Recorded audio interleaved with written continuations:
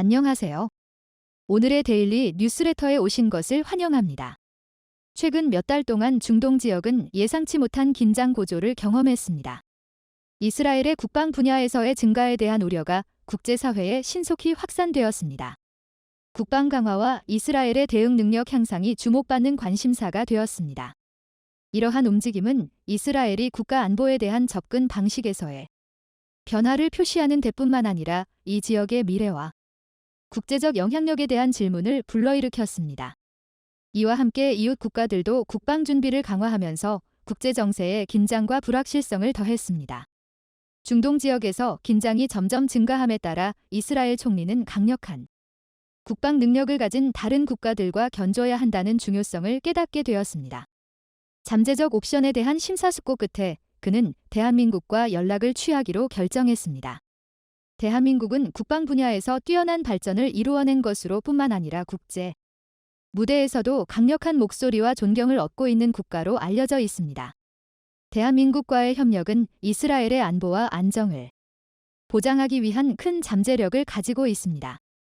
이스라엘과 대한민국은 함께 현무 5탄도 미사일을 개발하고 개선하기로 결정했습니다. 이 두 국가는 공통된 목표를 가지고 있습니다. 다양한 상황에 대응하는 완벽한 무기 시스템을 구축하는 것입니다.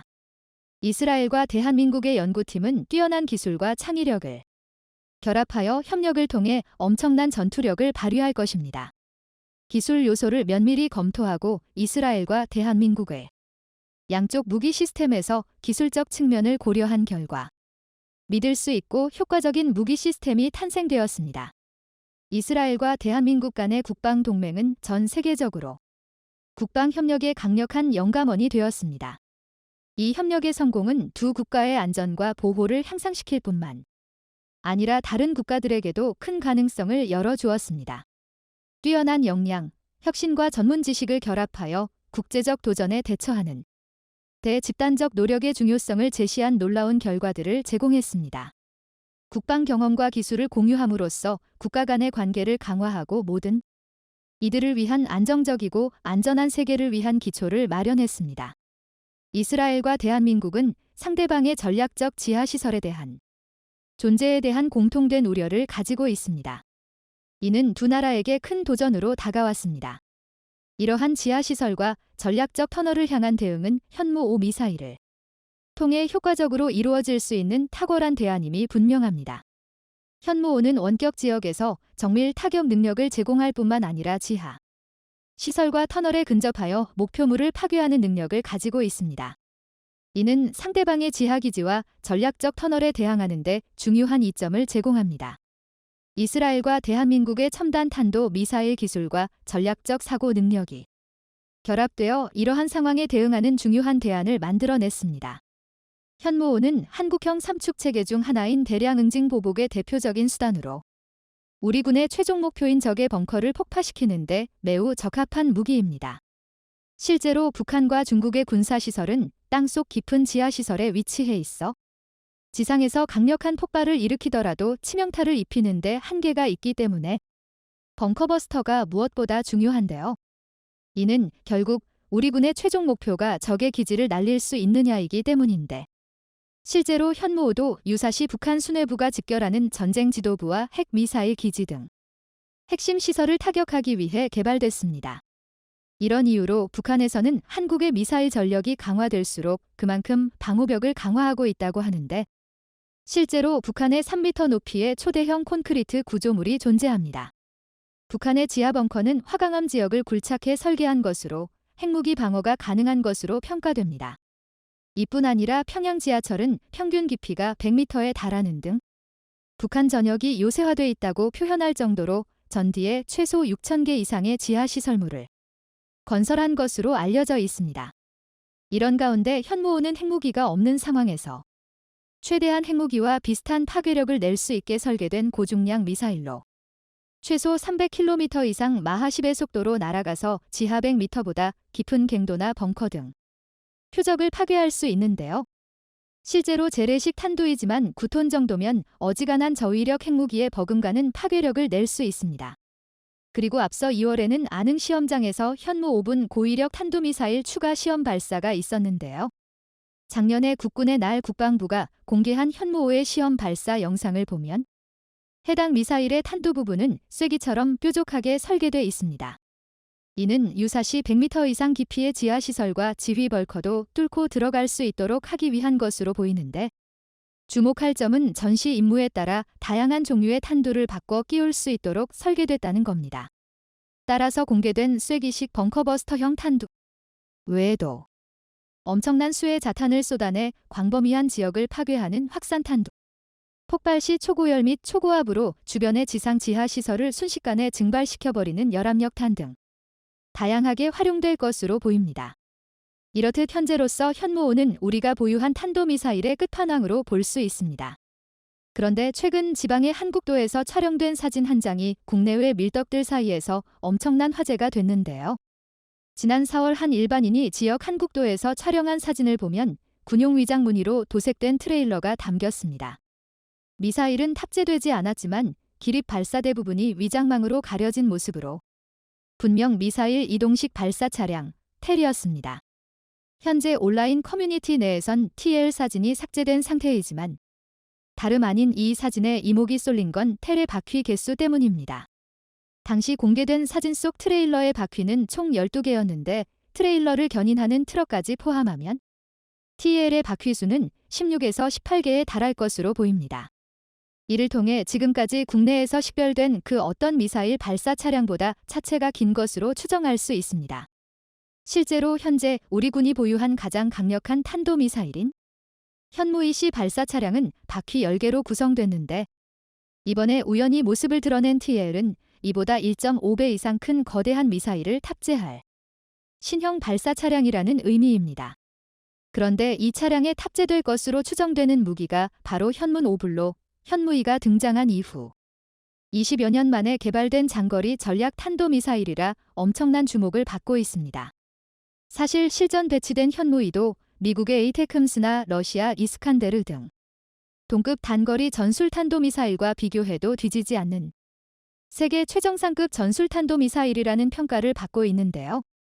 현무2A는 우리 기술로 독자 개발한 미사일 중에선 최초로 전방에 전진 배치하지 않아도 평양을 타격할 수 있는 300km급 사거리를 지녔고 탄두 중량 역시 1톤으로 증가했습니다.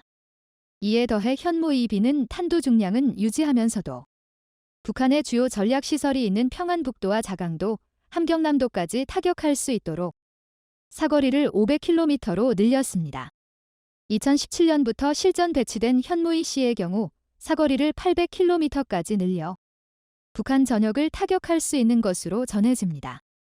그런데 사실 현무2가 처음 등장했을 당시만 해도 한미 미사일 사거리 지침이라는 족쇄 때문에 기술력을 갖고 있다고 하더라도 오랫동안 발전을 이루지 못했었습니다. 그러던 중 2012년 당시 한국은 버락 오바마 미국 대통령과의 담판으로 사거리 제한을 800km로 연장하고 미사일 사거리와 탄두 중량을 유연하게 조절할 수 있는 이른바 트레이드오프 방식을 인정받았습니다.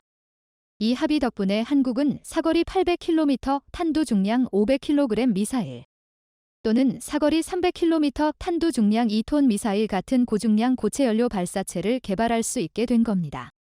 여기에 더해 2017년, 2020년 두 차례에 걸친 추가 개정으로 사거리 800km 안에선 탄두 중량 제한이 없어졌고 재작년엔 사거리 탄두 중량 제한 자체가 폐지됐습니다. 이로써 한국이 고체 연료 방식의 장거리 탄도미사일을 개발할 수 있게 길이 열린 겁니다.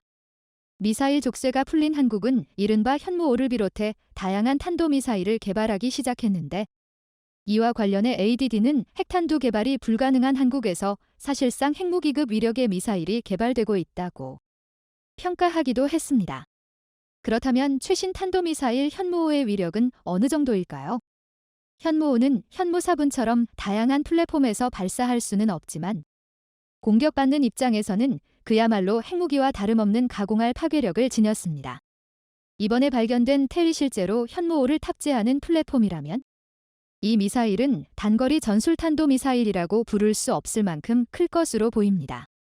그동안 조금씩 공개된 정보를 종합해보면 현무5는 그야말로 괴물과도 같은 성능을 지닌 미사일로 추정됩니다.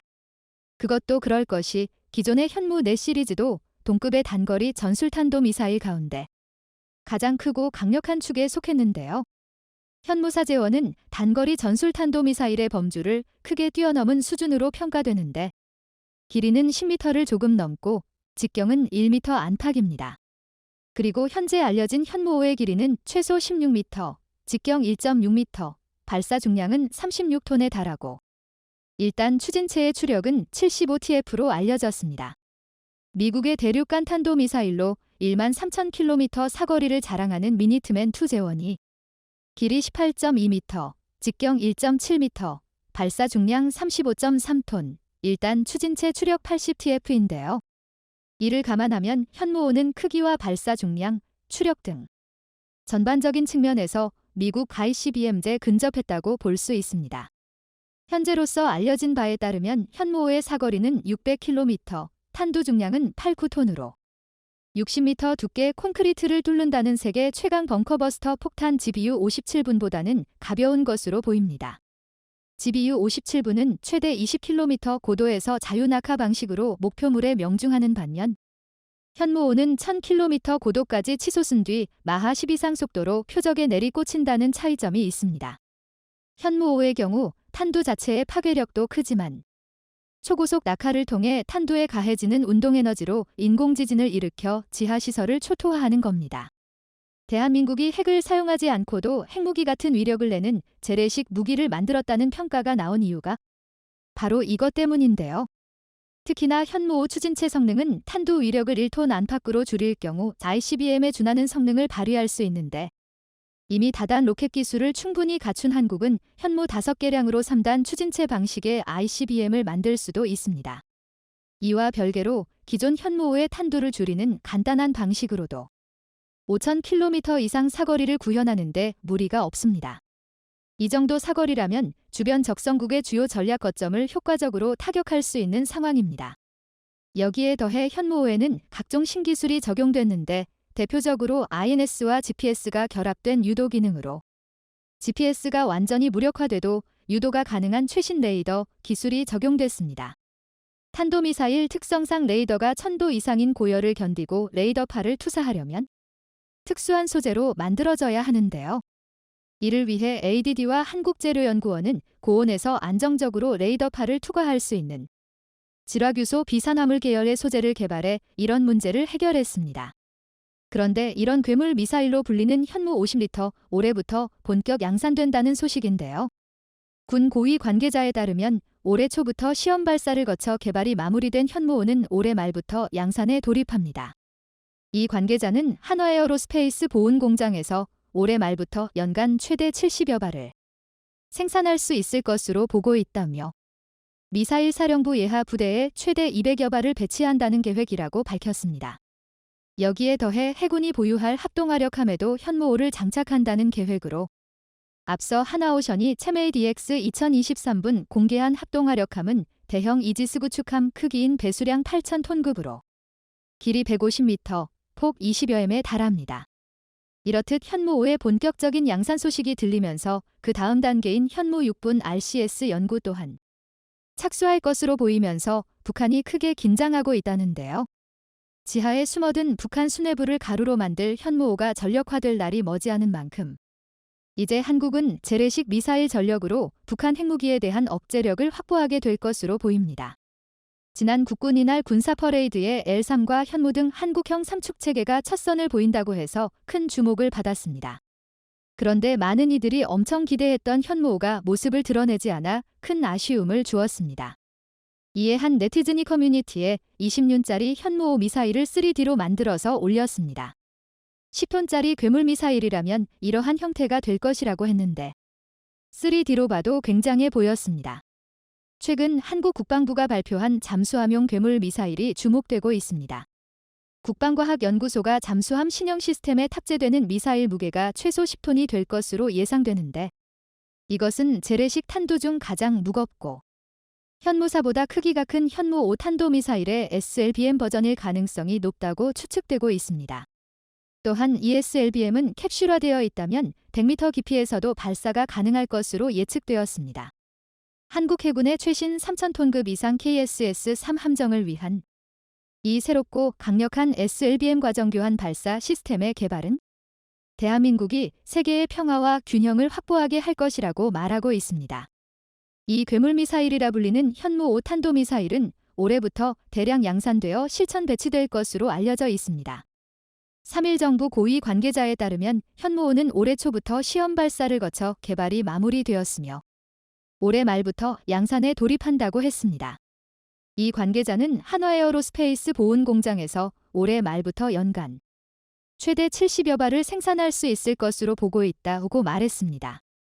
우리 군은 미사일 사령부 예하부대에 최대 200여 발을 배치한다는 계획인데 현무5는 미사일 사령부 탄도미사일여단 예하 부대인 1200 대대 등에 배치될 것으로 보이고 있습니다. 또한 해군이 보유 예정인 합동화력함에도 현무5를 장착할 예정입니다. 그런데 지난달 서울 국방 컨벤션 국방 우주 미사일 전략 포럼에서 일만양탄이라는 놀라운 전략이 나왔습니다. 미사일 전문가로 30년 이상 근무한 남세규 전임 국방과학연구소 소장이 꺼내든 전술로 1만 발의 재래식 미사일로 한 발의 핵무기로 공격당하면 200발의 미사일로 보복하자는 것입니다. 남세규 소장은 미국이 실제로 북한을 겨냥해 SLBM-512 ICBM을 사용하지 않을 가능성이 크고 미 본토에서 폭격기가 출격해 반나절은 지나야 전술핵 폭탄을 투하할 수 있기에 북한이 핵 폭격을 받기 전에 또다시 2차 핵 공격을 할 수 있다고 설명했습니다. 그 전에 한국이 보복 공격을 해야 한다는 것인데 핵무기에 비해 비핵무기는 파괴력이 매우 낮지만 이것을 숫자로 해결할 수 있다고 했습니다.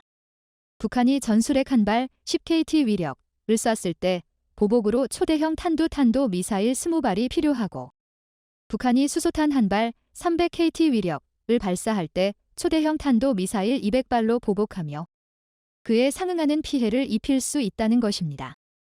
일만양탄 계획이 성공하면 북한이 서울에 대한 전술핵 공격에 성공해도 비례적 대응이 가능하다고 했습니다. 이를 주장한 남세규 소장은 전직 ADD 소장이었고 국방과학연구소에서 미사일에 관한 업적과 경력이 대단했기에 지금 이러한 전략을 우리 군이 가지고 있는 게 아니냐고 추측하고 있습니다. 그동안 적국의 핵무기 보유에 대한 억지력 확보는 무조건 핵무기 보유였지만 지금 현재 핵무기를 가질 수 없는 상황이기에 한국은 전례가 없는 시도를 하려는 것이라고 했습니다.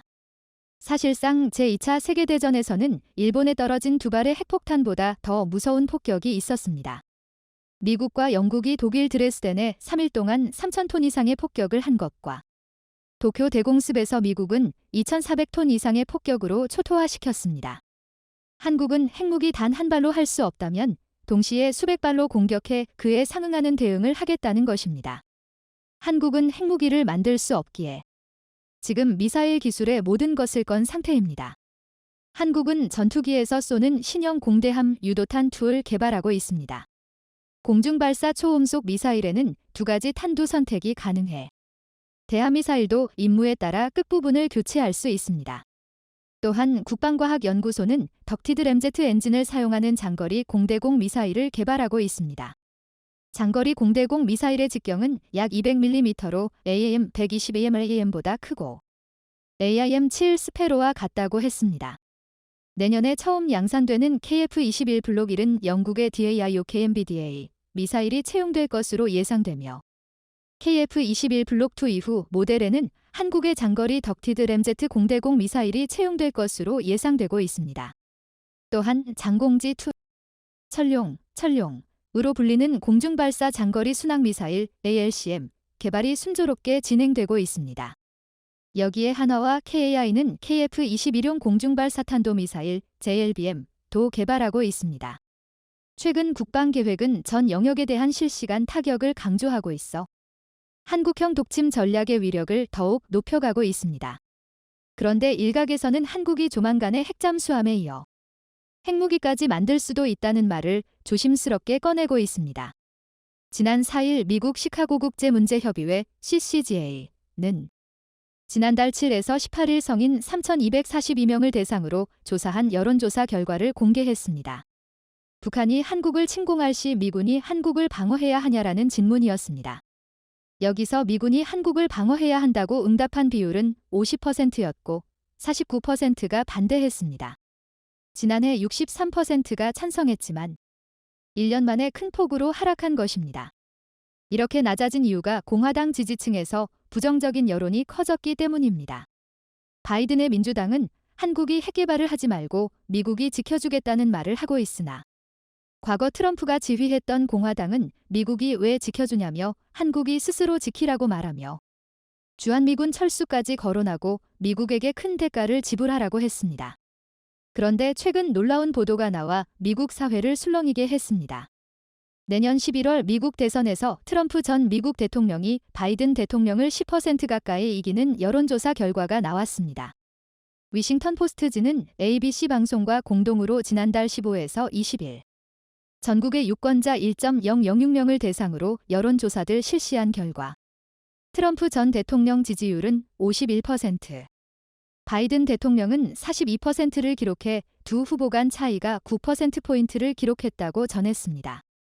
지금 분위기라면 트럼프가 재집권을 할 수도 있다는 것인데 트럼프가 다시 집권하면 정말로 과거의 한국의 핵개발을 허용하겠다는 말을 실행에 옮길 수도 있다고 보도 있습니다. 뉴욕타임즈는 한국이 핵탄두 4,300개 이상을 제조할 수 있는 능력과 핵물질을 갖고 있다고 말하며 우리나라가 24개 원자로에서 나오는 재처리 물질에서 핵탄두 제조에 사용하는 방대한 양의 플루토늄을 추출할 수 있고 6개월 안에 핵무기를 만들 수 있다고 단언했습니다. 또한 경주에 건설 중인 소형 원자로는 앞으로 핵잠수함 개발용으로 쓰일 것이라고도 했습니다. 과거 트럼프 정권은 한국에게 탄투 중량과 미사일 사거리 제한을 풀어주었고 고체 연료 사용 제한까지 풀어주었습니다. 만약에 집권이 더 이어졌다면 핵잠수함까지 한국은 만들 수 있을 것으로 보았습니다. 최근 북러 간의 밀착과 북한의 핵공격용 잠수함 개발 등 한반도의 안보 상황이 악화되고 있습니다. 한국은 한미동맹 강화로 맞서고 있으나 미국의 핵우산에 대한 의구심은 여전합니다. 국내에서는 독자 핵문장에 찬성하는 여론이 60%가 넘어가고 있습니다. 한 전문가는 한국의 핵무장이 일시적으로 한국의 국제 위상에 타격을 줄 수는 있지만 프랑스와 인도는 미국의 반대에도 불구하고 핵보유를 선택하였고 결국 미국의 인정을 받아 국제적 위상이 훨씬 높아졌다고 했습니다.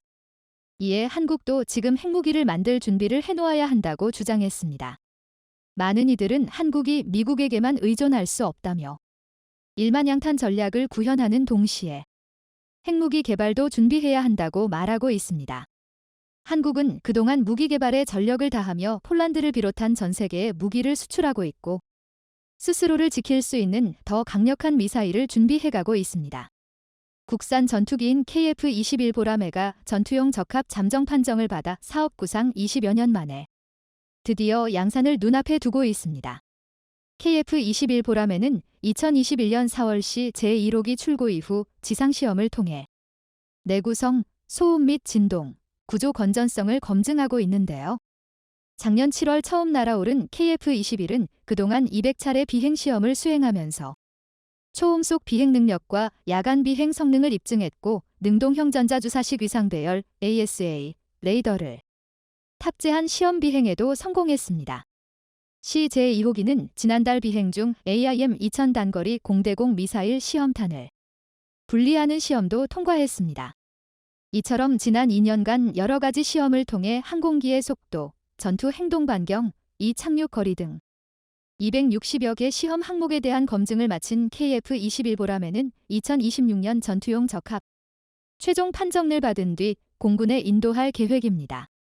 잠정 전투용 적합 판정을 받았다는 것은 이제 최초의 국산 전투기인 KF-21 보라매가 20여 년 만에 양산에 들어갈 수 있다는 것을 의미합니다. 그리고 예상보다 빠른 양산 추진의 인도네시아는 더욱 궁지에 몰리게 되었습니다. 인도네시아는 KF-21의 공동개발국으로 이름이 올라가 있습니다. 연체 중인 분담금을 납부하면 KF-21시 제5호기 일대와 각종 기술 자료를. 그런데 지금 시점의 인도네시아 내부 사정도 조금 복잡합니다. 인도네시아는 내년 2월 대통령 선거를 앞두고 있습니다. 현 대통령인 조코위 대통령은 더 이상 연임 불가이기 때문에 여당의 대통령 후보는 간자르 자바주지사로 결정됐습니다. 야당 대통령 후보는 수비안토 프라보어입니다. 수비안토 프라보어는 우리에게도 꽤 익숙한 이름입니다. 현 국방부 장관으로 KF-21 분납금 지연 사태의 원흥이자 프랑스 라팔과 전투기 협력을 추진해온 인물인데요. 따라서 KF-21 사업에 부정적인 모습을 보여온 수비안토 프라보어가 대통령이 된다면 이 사업에서 인도네시아가 완전히 철수할 가능성도 높아집니다. 한국 입장에서는 손 안 대고 코 푸는 격이 될 수 있습니다. 그래도 한국이 아쉬울 것이 없다고 보는 이유는 폴란드가 인도네시아를 거르고 KF-21 개발 사업을 추진하자고 밝혔기 때문입니다. 러시아의 우크라이나 침략 전쟁 발발 후 사실상 국가 비상사태 수준의 조치들을 취하며 군비 증강의 브레이크를 풀어버린 폴란드가 최근 우리나라의 KF-21 전투기 공동개발 참여를 희망한다는 의사를 타진해 왔습니다. 이런 의사를 타진한 주체는 폴란드의 국영 방위산업체 PGZ입니다. K2 전차와 K9 자주포의 폴란드 수출 역시 국영방산기업 PGZ그룹이 추진하는 방식으로 시작됐기 때문에 전투기 공동개발 제안 역시 폴란드 정부의 공식 입장이라고 볼 수 있습니다. 일부 보도에 따르면 폴란드는 한국형 차기 전투기 KF-X 프로그램에 공동개발국으로 이름만 몰렸을 뿐 분담금을 제대로 납부하지 않고 있는 인도네시아의 지분을 인수해 다목적 전투기 버전인 KF-21 블록 2 개발에 참여하길 희망하고 있습니다. 만일 이 프로젝트가 성사될 경우 KF-21의 폴란드 수출과 현지 생산까지 이루어질 가능성이 높아 유럽 각국이 이 제안의 실현 여부에 큰 관심을 보이고 있는 상황입니다. 폴란드는 미국의 최첨단 5세대 스텔스 전투기 F-35A 32대를 발주해 내년부터 인수할 예정입니다.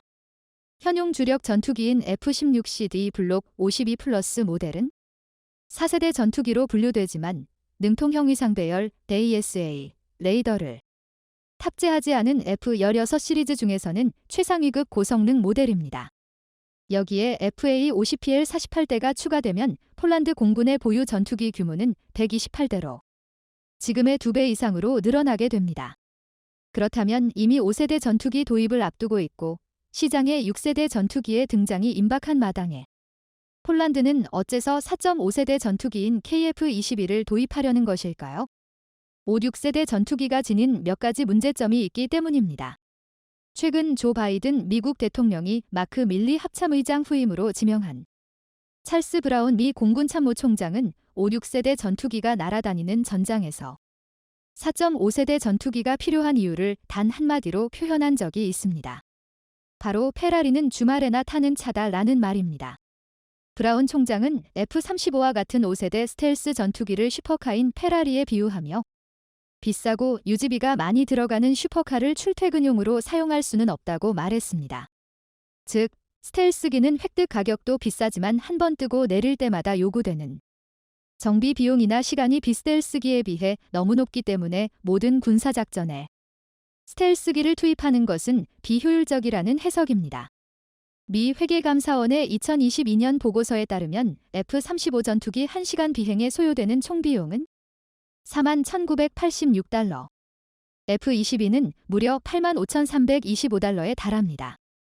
반면 F-16은 26,927달러로 상대적으로는 저렴합니다.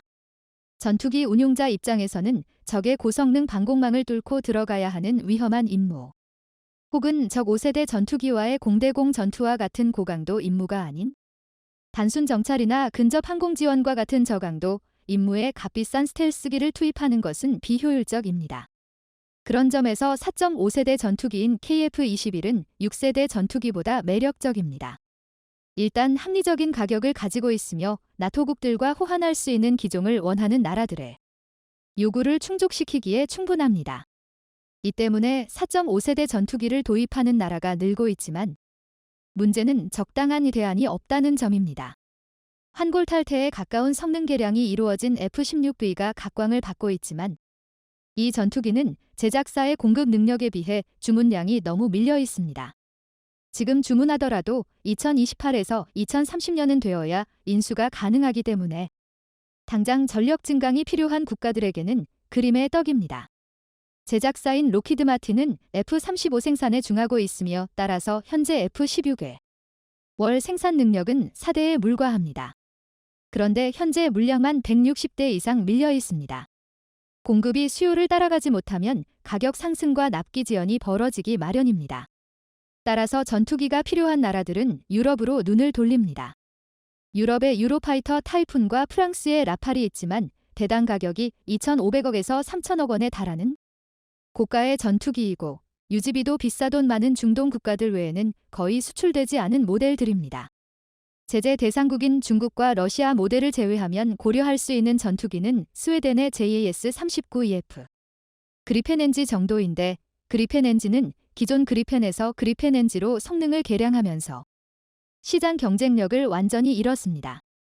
상황이 이렇다 보니 나토 호환이 되는 기종이면서 미국, 유럽의 제재로부터 자유롭고 성능이 어느 정도 보장되면서 합리적인 가격을 가진 전투기는 바로 한국의 KF-21이 유일합니다. KF-21은 애초에 5에서 5.5세대 전투기로의 진화를 염두에 두고 설계됐기 때문에 F-16이나 유로파이터 타이푼, 라팔과 같은 4.5세대 전투기를 크게 상회하는 성능을 갖고 있습니다. 레이더 반사 면적이 작아 생존성이 우수하고 탑재 센서와 무장 역시 세계 최정상급 제품군이 들어갑니다. 현재 계획 중인 물록 3모델은 아예 F-35처럼 내부 무장이 가능하고 무인 전투기와 연동이 가능한 5.5세대 이상급으로 만들어질 예정입니다. 성능이 좋은데 가격도 저렴하고 양산을 코앞에 두고 있으니 이보다 매력적인 모델은 없습니다. KF-21 가격조차 부담된다면 한국에는 FA-50이라는 대안도 있습니다. 최근 폴란드와 말레이시아에서 연이어 수주에 성공한 FA-50은 우리 공군의 현용 FA-50과 달리 대대적인 성능 개량을 가한 블록 20 모델입니다. 한국산 또는 미국산 ASA 레이더를 선택할 수 있고 중 단거리 공대공 미사일은 물론 JDAM 합통직격탄, 과 같은 정밀 유도폭탄과 한국형 타우러스 등 장거리 타격 무장도 탑재됩니다. 공중급유까지 가능하지만 가격은 전투기와 무장 군수지원 옵션을 포함해 700억 원이 채 되지 않습니다. 이래서 FA-50은 내년부터 시작하는 미 공군 고등전술훈련기 사업 ATT 280대, 미 해군 고등훈련기 사업 QJTS 200대 플러스 가상적기 사업 TSA 64대에서 FA-50 사양의 TF-50과 T-50A가 가장 유력한 후보로 거론되고 있습니다. 이처럼 한국은 합리적인 가격의 나토 호환성까지 갖춘 차세대 전투기 KF-21과 FA-50까지 갖고 있어 상대적으로 여유롭습니다. 더구나 KF-21에 대해서는 현재 폴란드가 분담금을 지급하는 이야기까지 나오고 있기 때문에 더 이상 한국은 인도네시아에 아쉬울 것이 없는 상황입니다. 이런 복잡한 상황 속에서 인도네시아 대통령 선거가 약 10개월 앞으로 다가왔습니다. 현재 여론조사에 따르면 지지율 상위 3명에 대한 대선 가상 대결 결과 간자르 주지사의 지지율은 26.9%로 2위를 기록했고 반면 KF-21 사업에 대해 부정적인 태도를 보여온 프라보워 수비안토의 지지율은 1위를 기록 중입니다. 간자르 주지사, 프라보워 수비안토, 누가 인도네시아의 차기 대권을 거머쥐느냐에 따라 한국과의 차세대 전투기 개발 사업을 어떻게 진행시킬지도 결정될 텐데요. 또한 인도네시아 대선은 내년 2월이기 때문에 그 전에 한국은 인도네시아를 손절하고 폴란드에 분명한 사실은 폴란드가 한국의 차세대 전투기 사업에 적극적인 관심을 보임에 따라 한국은 훨씬 여유 있게 인도네시아 차기 대선을 지켜볼 수 있게 되었습니다. 폴란드군은 8월에 최초의 한국산 장거리 발사대를 받게 될 것이라고 부측리. 국방부 장관인 마리우시 부아슈차크는 서울을 방문하는 동안 한국에서 무기가 폴란드 트럭에 탑재될 것이라고 발표했습니다. 자세한 내용은 득파원 데미안 스타니슬라프스키에게 들어보도록 하겠습니다. TYP 인포 최근 폴란드 군대의 확장과 현대화에서 중요한 요소는 바로 폴란드 군대에 무기를 공급하는 한국과의 협력입니다. 부총리 겸 국방부 장관의 방한 기간 동안 다음을 포함하여 여러 회의가 있을 예정입니다. 한국 측과 국방 조달을 담당하는 장관과의 일정도 포함되어 있습니다. 한국 서울 방문은 그 덕분에 폴란드와 한국 간의 협력이 군사적 차원에서 더욱 강화되기 때문에 특별한 차원을 가지고 있습니다만 경제적인 측면에서도 군비 생산의 일부가 폴란드로 이전되기 때문입니다. 부총리이자 국방부 장관인 마리우시 부아슈차크는 오늘 이번 방문의 중요성에 대해 말했습니다. 한번 직접 들어보시겠습니다. 우리는 한국과 장기적으로 협력을 바라보고 있습니다. 이건 두 나라 모두에게 유익합니다. 국방부 장관으로서 나의 임무는 폴란드 육군을 강화하는 것이며 한국과의 협력 덕분에 우리는 이미 가시적인 효과를 거두고 있습니다. 이미 도입한 K2 탱크, FA-50, K9 곡사포에 이어 올해 8월에 우리 폴란드군 로켓 포병을 위한 첫 번째 천무 시스템을 도입합니다. 고위 관리들과의 일련의 회의 외에도 마리우시 부아슈차크 국방부 장관은 FA-50 전투기의 특별수에 참가할 예정입니다. 이것은 7월에 폴란드군에 인도될 예정입니다. 이 전투기는 민스크 마조비에츠키에 주둔할 것입니다. 처음에는 이러한 경전투기 12대가 인도될 예정이지만 총 48대의 전투기가 소련의 미그 29들 대체할 것입니다. 그러나 물론 이것은 폴란드 군대가 장착할 유일한 무기는 아닙니다. K2 탱크 또는 K9 곡사포는 이미 한국에서 폴란드에 도착했습니다.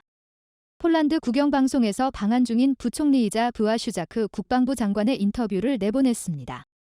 7일 폴란드에 수출되는 국신 전투기 FA-50 출고식에 참석한 부아슈차크 국방부 장관은 잔뜩 상기된 표정으로 감격해하는 모습이었습니다.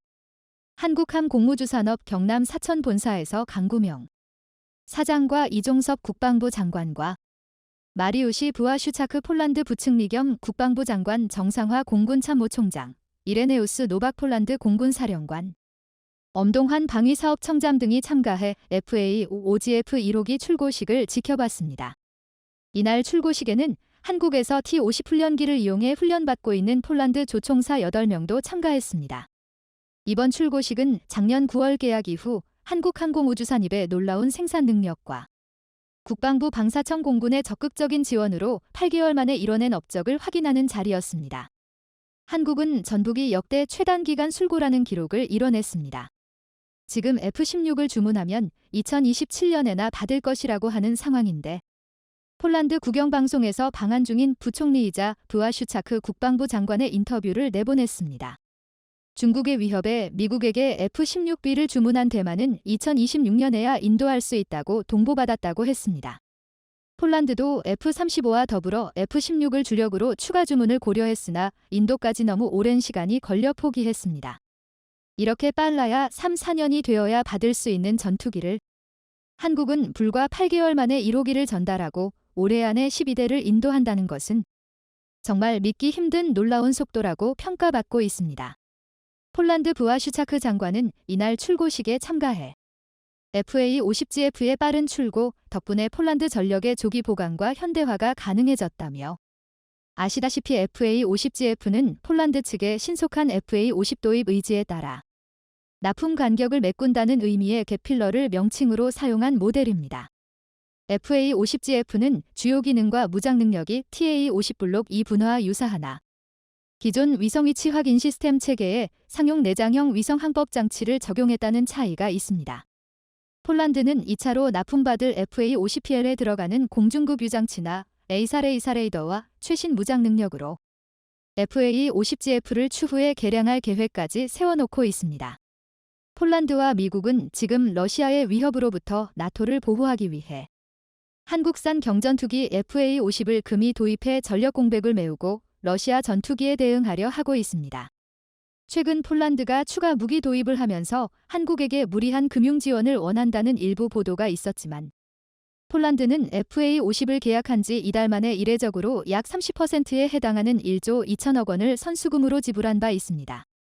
폴란드가 1차에 이어 2차에서도 무리한 금융 지원을 요구했다며 돈을 못 받는 게 아니냐는 우려도 있지만 전문가들은 방산 수출의 경우 대부분의 수출국이 금융 지원을 해주고 있고 국가 간의 거래이고 폴란드는 나토 방어의 핵심 국가이기 때문에 문제가 없을 것으로 보고 있습니다.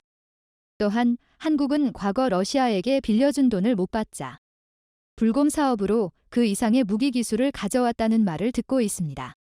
러시아는 한국이 빌려준 돈을 갚지 못하자 한국은 불곰 사업을 통해 미사일과 잠수함 등의 기술을 가지고 와 한국군의 독자 무기 개발에 사용했습니다. 실제로 빌려준 돈과는 비교할 수 없을 만큼의 가치를 받아냈습니다. 문제는 KF-21에서 인도네시아가 공동 개발하며 거액의 분담금을 내지 않고 있는 것입니다.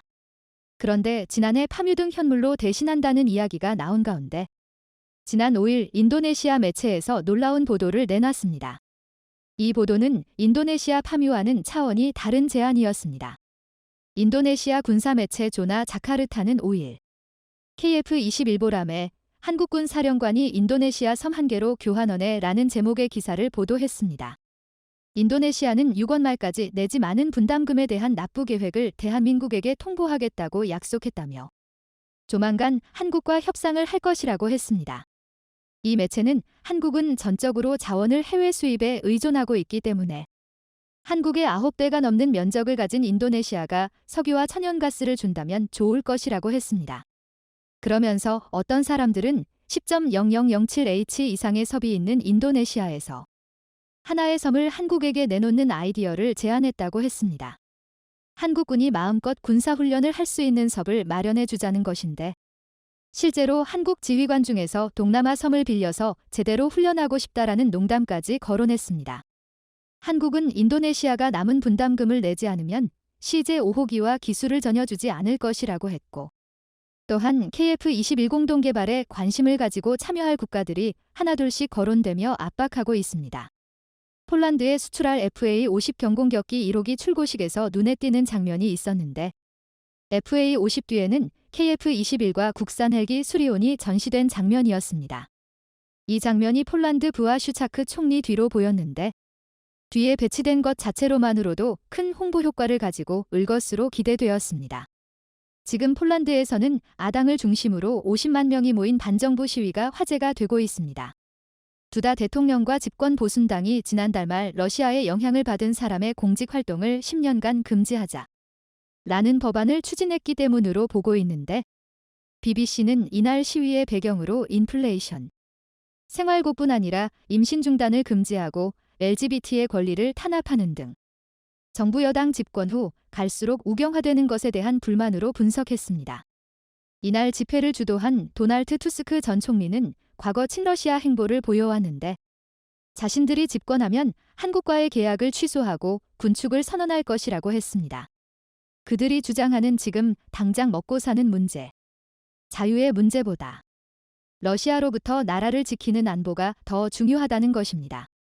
폴란드 정부가 2023년 국방부 예산 28조 원 중 11조 원 가까이 한국 등 해외 무기 구입에 쓰려는 것을 폴란드 야당과 지지 세력은 낭비라고 말하고 있습니다. 하지만 러시아의 우크라이나 침공의 위협감을 느끼는 폴란드인들은 이것이 자유를 지키기 위한 선택이라고 했습니다. 우크라이나도 당장 먹고 사는 문제에 집중하기 위해 경제적 지원을 약속받고 2,000개의 핵무기를 포기한 바 있습니다. 하지만 결국 러시아에게 무기력하게 침공당하며 자유는 한순간에 무너졌습니다. 한국산 전투기를 계약한 지 8개월 만에 받으러 온 폴란드 국방부 장관을 모습을 보고 폴란드 네티즌들은 이렇게 말했습니다. 국방부 최고 장관 에마 머라이어스 블레잭 미스터 마리무시 부아슈차크. 우리는 역사상 최고의 정부를 가지고 있습니다. 우리는 우리의 자유를 자랑스럽게 여길 것입니다.